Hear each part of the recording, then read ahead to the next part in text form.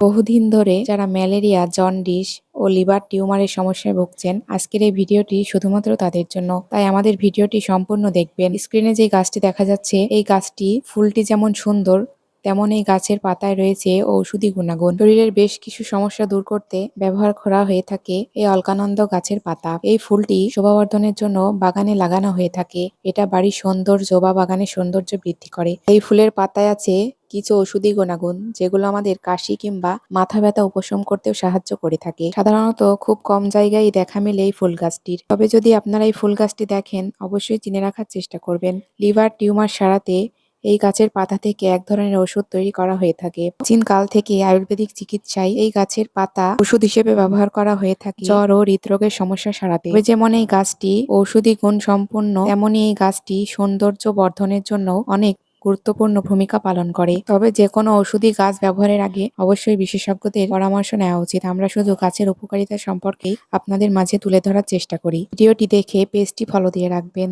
ধন্যবাদ।